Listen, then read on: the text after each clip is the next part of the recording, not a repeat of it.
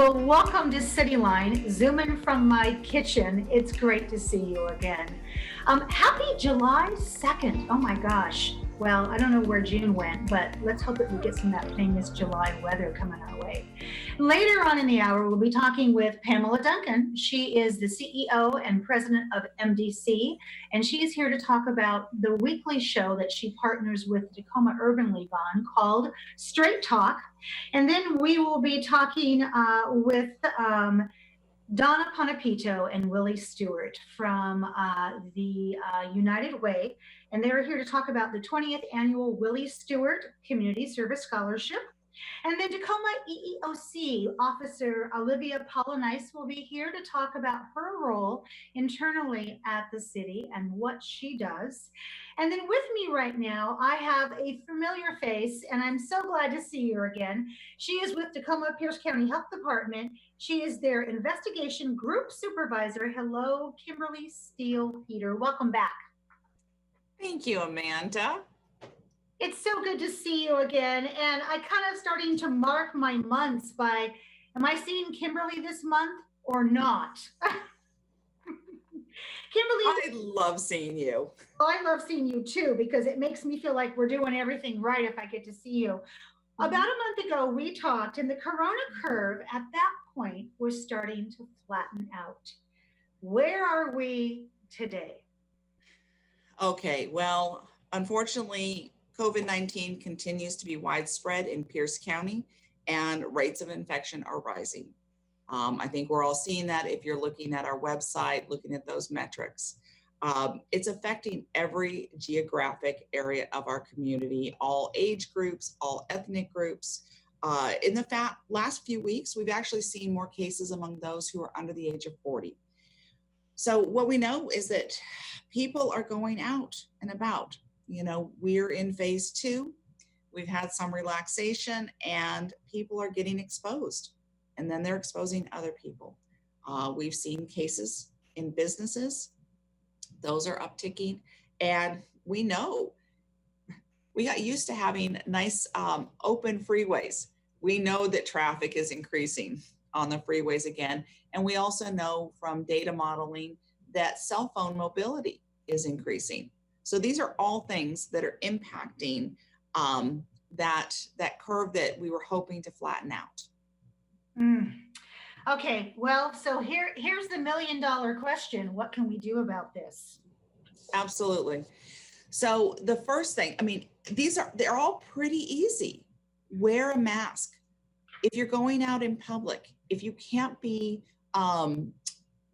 if you can't be more than 6 feet away from someone, wear your mask.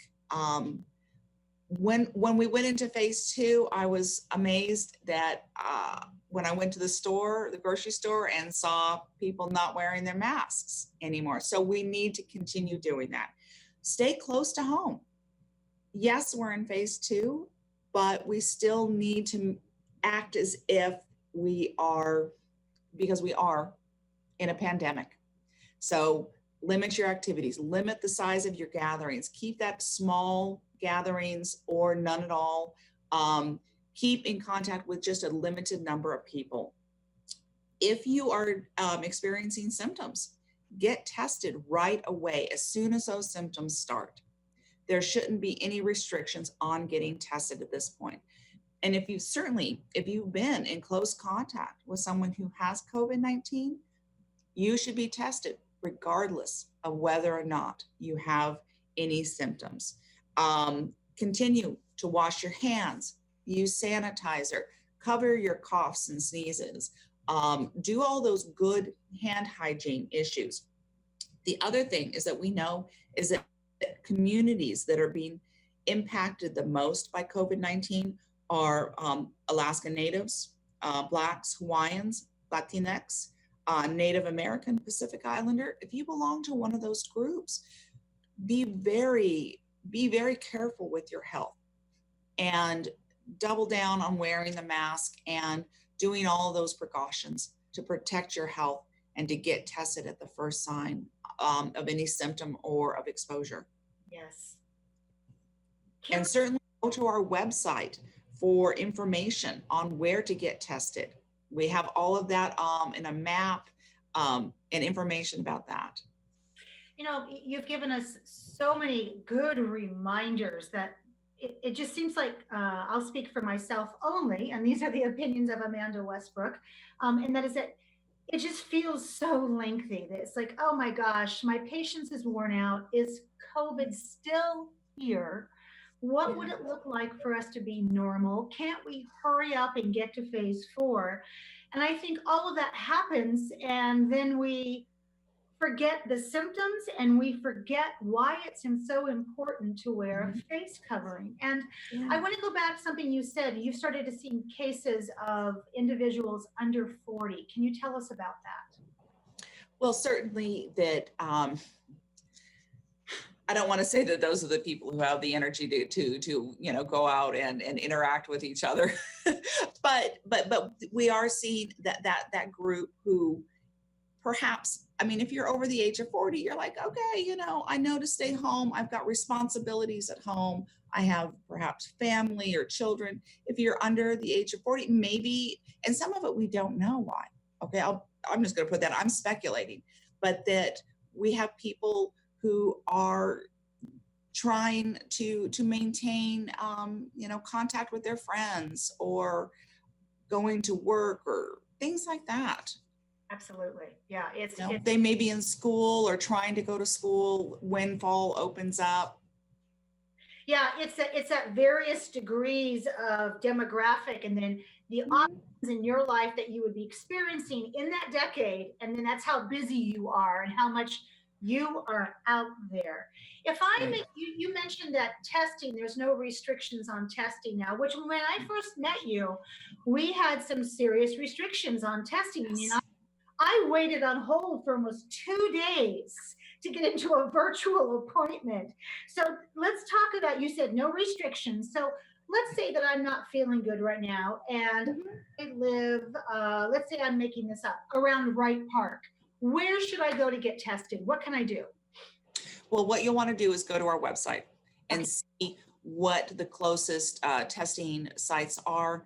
And that would be if you didn't have a regular provider set up. Certainly, if you have a regular provider, you'll want to contact them and say, listen, these are some of the symptoms I have. And don't feel bad if your symptoms are mild. Yeah, a little sore throat, maybe a little scratchy. I don't know, maybe it's allergies, maybe it's not. Get tested, because what we know are the symptoms can be very mild. And not everyone is going to have a severe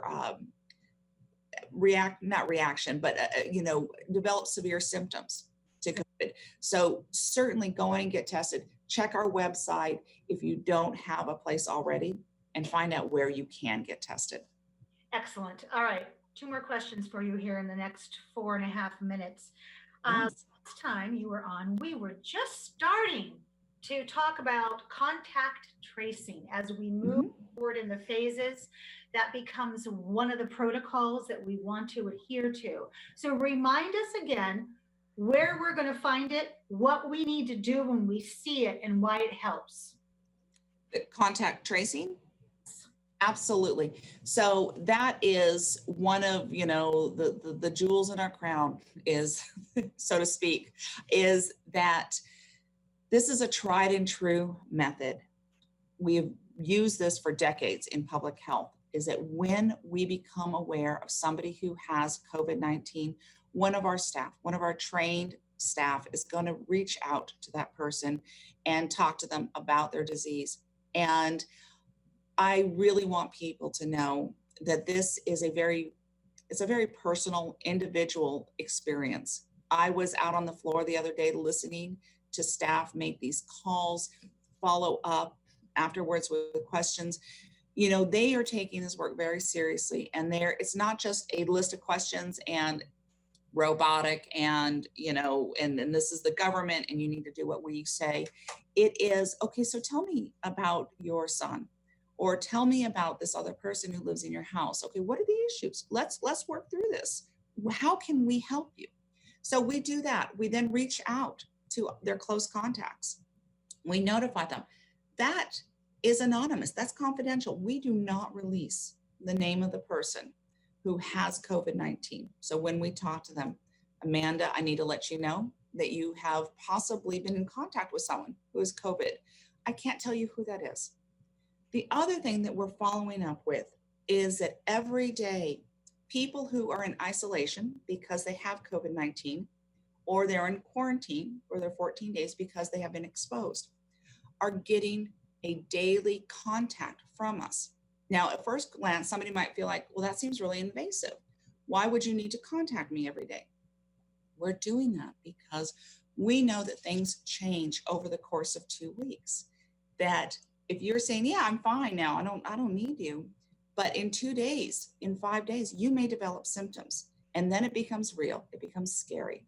And so if we're there sending you a text message every day saying, are you okay?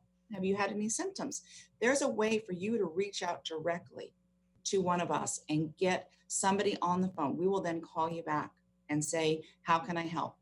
The other thing that we're doing as part of that is that those daily monitoring contacts is that we're offering services that if somebody needs help because they've been out of work and they were fine a week ago, but now something else has happened and they need those resources, we have places to give them, to call for help with maybe making rent, with getting diapers for their child, with having somebody maybe drop off food for them. If they need a place to isolate and quarantine away from their family, maybe they live with a grandmother who's elderly and has underlying health conditions, we have a place that they can stay without any charge to them, that they can stay and isolate so that they do not have to worry about transmitting this disease to somebody else.